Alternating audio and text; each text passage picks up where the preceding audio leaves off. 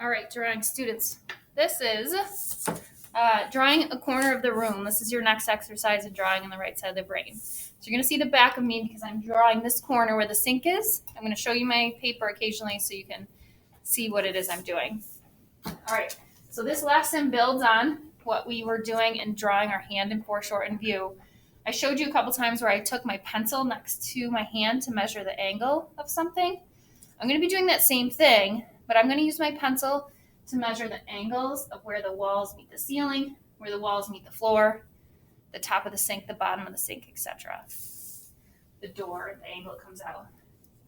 All right, so drawing a corner of the room, the easiest, most straightforward thing is the actual corner of the room, and that is a straight vertical line that I can get in there like that. So the next thing I'm going to do is I'm going to measure the angle at which the wall and the ceiling meet. I can't hold my pencil all the way up there to measure it. So what I'm going to do is I'm going to close one eye. I'm going to hold my pencil in front of my face, and I'm going to line my pencil up with the corner of the wall and the ceiling on the right side here. So I close my eyes, I line my pencil up there, I open both these eyes, I look at that angle, and I can kind of bring that angle down to my drawing board.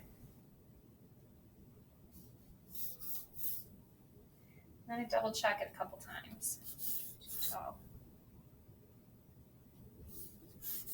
still. So I'm drawing a lot darker than I'm expecting you to draw, and that is just so you can see what I'm doing.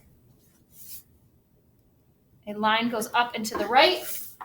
Now I'm going to do the same thing on the left side. I'm using my pencil to measure the angle at which the ceiling and the wall meet. And I'm taking that down to my paper. And it looks like this. All right, depending on, even if everybody's drawing the same corner of the room, depending on where you're sitting here, those angles are going to be different. So I hold my pencil along that line. I eventually turn the pencil towards me because my drawing surface is flat. The angle needs to be towards me. And I pull that angle down and match it on my paper. Is this making any sense? Mm-hmm. Okay, good. All right, now I'm going to concentrate on the sink here. So I know that the sink comes out of the corner here. So I'm just going to make a mark somewhere where that sink starts. And I'm going to do the same thing. I'm going to line up my pencil on the right side of that sink at the angle that it comes out from the wall. Now, it is not going up and away like the wall is there. Here it's going, it's hard to tell because there's so much junk there, but it is going ever so slightly down to the right. Ever so slightly down to the right. The back side of the sink, ever so slightly down to the left. Now, if we think about 2-point perspective in studio art, you might have drawn a room, and everything that is on my horizon line, which is about here, everything on my horizon line is straight and flat. Everything below it is going to be angled down and out. Everything above it is going to be angled up and out because it is going to a fake opposite vanishing point over here.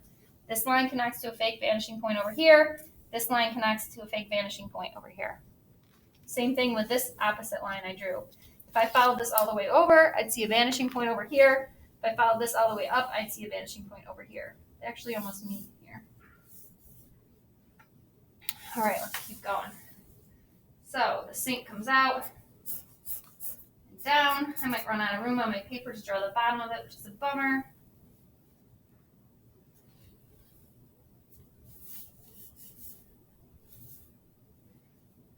Every single line before I draw it, I'm using my pencil, I'm closing one eye, and I'm lining up my pencil along the line I'm about to draw and measuring the angle before I actually draw it.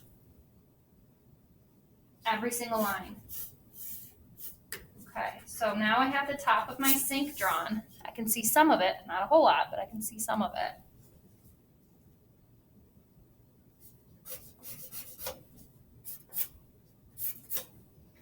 All right, the next thing I'm going to draw is that door, that open door that's facing me. Well, I'll draw the door frame first, because that's easy. I know that's straight up and down. The top of the door, measuring the angle. Ever so slightly up to the right.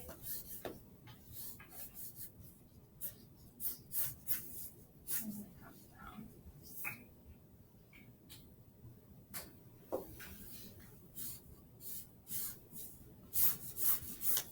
Okay, have my door framed. Now the door that sticks out facing me is at quite an angle because it's in a foreshortened view. It's coming at me fast, so it looks different. The left side of my brain wants to draw a rectangle, but the right side of my brain knows that because this is facing me at a weird angle, it's not a perfect rectangle. The top of the door goes up at quite a sharp angle.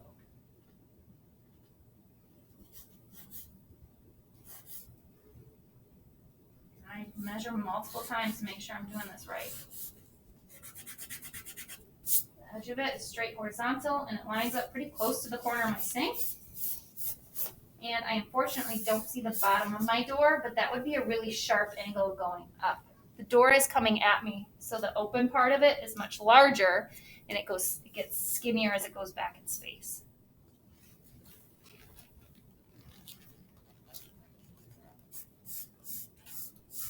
Width my door, I can draw that.